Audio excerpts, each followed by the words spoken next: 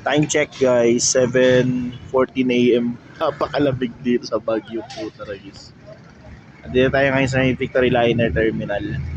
May Jollibee.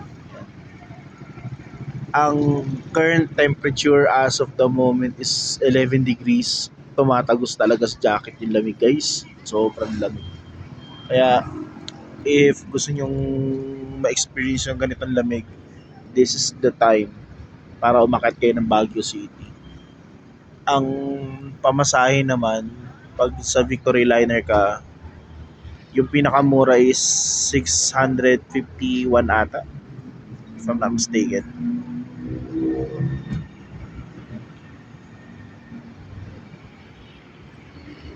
Sa deluxe nila yon, deluxe bus, aircon. Tapos yung first class ata is nasa 1,000 mahigit. Then 1,600 yung royal class, yun yung sleeper bus nila.